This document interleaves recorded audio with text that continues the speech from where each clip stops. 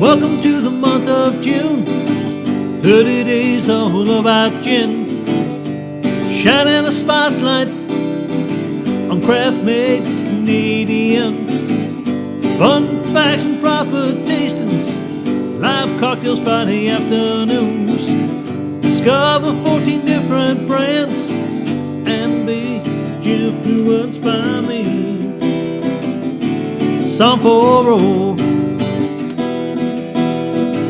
That's right, I'm a song for roll.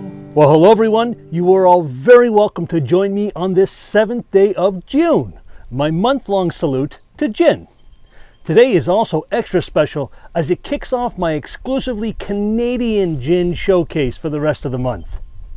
Yes, folks, up here in the Great White North, well, days like this, it's more like the Great Hot and Humid North, where we are absolutely producing top-notch, interesting, and real-deal gin, all while pushing the envelope and breaking down traditional boundaries as to what quality craft gin can be.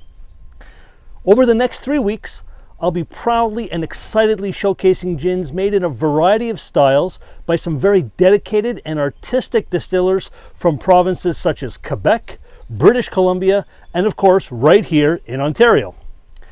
Now more than ever, it is so important to buy, drink, and support local, and I'm absolutely thrilled to share what's being done right here in Canada. You absolutely won't want to miss any of this, so be sure to follow me, Som for All, on Instagram, Facebook, Twitter, and YouTube.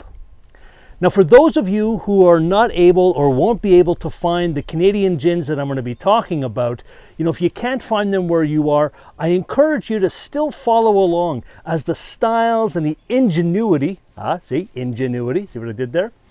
So the styles and ingenuity that I will be talking about and showcasing can likely be found close to home where you live. And if you need some help, being pointed in the right direction, you can always reach out, just drop me a note. Now, as I just mentioned, I am indeed very excited about sharing the stories and the history and the tasting behind these intriguing made in Canada gins, but I want to be very upfront with you all right away. I am 100% not affiliated in any way, in any shape, any form with any of the gins being showcased throughout June.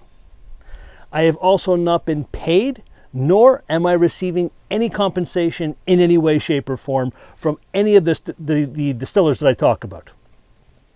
Most of the gins have been sent to me for consideration, free of charge, for me to consider including in my month of June.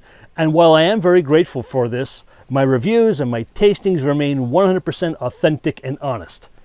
To be clear, no one has bought or paid their way into June. That's just not how I operate.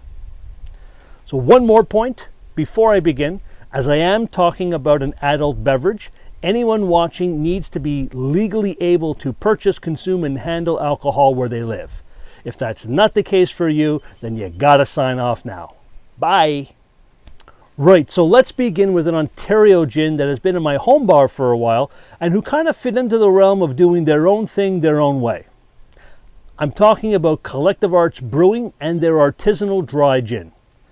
Founded in Hamilton, Ontario by Matt Johnston and Bob Russell, Collective Arts started as a craft brewery that wanted to combine their craft beer with inspiring and emerging artists, musicians, photographers, and illustrators from around the world. They were doing this, and they continue to do this, by swapping labels with artwork from these talented folks, with permission, of course, kind of switching up the labels every couple of months.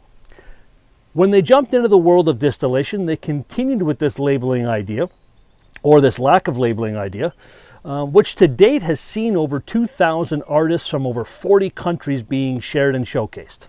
That's pretty cool. So my bottle artwork here for the one I have is from a Canadian illustrator, Paige Bowman, from Victoria, British Columbia. You may not be able to find the exact same artwork on the bottle depending when you buy it or when you look for it, because again, they switch things up. So Collective Arts, they're doing something innovative and different with regards to their labeling, and also they're doing things a little bit differently with their gin. rather than get locked into one of the 4 traditional styles, right? Those traditional styles I talked about a few days ago, they've gone with their own version of a dry gin, an artisanal dry gin to be exact. Using 13 different botanicals and crafted in small batches, this 43.5% ABV fresh gin was made to be enjoyed either neatly or on the rocks. Well, that's what they say. So let's have a sniff, let's have a taste, and let's see what we think, shall we? So first, we're going to acclimatize our nose by bringing the glass up 3 times before taking a big inhale. I always like to talk to my products. Hello there. Nice to smell you. I hope you're going to be delicious. So now our nose, our olfactory senses, we're ready to sniff. Big inhale. And what do we get? Well, right away, there's an interplay of bright citrus and a little savory, at least for me. On the nose, I find it follows a London dry style. Resiny pine from the juniper, lemon, lime, orange citrus, followed by fennel and anise notes. I'm picking up some baking spice, cinnamon for sure, maybe a little bit of earthy clove in here, with perhaps just a touch of grated ginger and pepper. Okay, right, now we're going to taste. And just a reminder, when you're tasting, if you can, you always want to move the product and swish the spirit around your mouth to coat those 5 flavor receptors that you've got in your palate, right? So, slancha.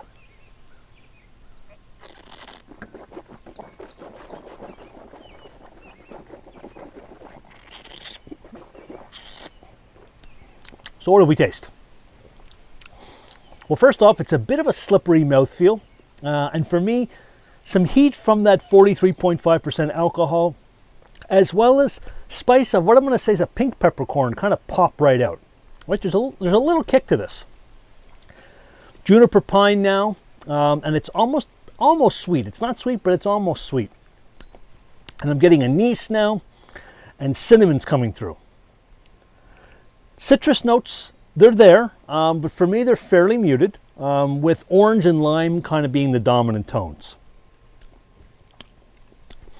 Overall, you know, it's not as light and bright as one of those typical London dry styles that are out there. But then again, folks, this isn't a typical London dry, right? It's an artisanal dry. This over ice, as a bit of a digestif, you know, that would work for me. You could certainly experiment on your own, though, with different mixes and what have you. You know, there's enough in there you can play around.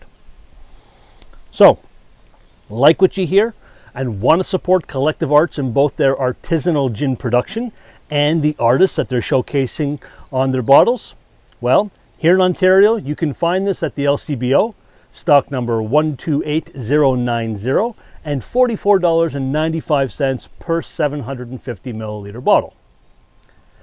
Another thing I want to mention is that, you know, small batch, which I mentioned before, that's not just a marketing term for these folks. Although truthfully, the size of their small batches kind of pushes the envelope of the and the boundaries of the word small a bit. But where I'm going with this is that on the labels, Collective Arts in the front here, and it'll never show on the camera, but on the front, you know, they are pretty upfront about showcasing not only the series number, but also the bottle number that came from that small batch. So for me, this is bottle number 11,056 of 15,000 total. And it's from a series labeled CA00003. So, you know, kind of neat that they're showcasing where this came from. Alrighty. So that's indeed a wrap for today's showcase and for my tasting of a made in Canada gin. Again, this is only the first of 14 Canadian gins that I'll be talking about and tasting. So be sure to make sure that you are connected with me on social media so that you don't miss a moment. Also, let's get the hashtag #SipWithSom4All trending. Use it when commenting and sharing my posts, and please do share my posts. We got to get the word out about all the great stuff being made up here, and also we got to support our hardworking and dedicated craft Canadian distillers. There's a lot more to gin than what we see in the big bottle brands, and life is just too darn short to drink boring gin. Thanks for tuning in today. Tomorrow I'll have another locally made Canadian gin, so be sure to keep an eye out for that. Stay safe, everyone. Be well. And cheers from Som for All.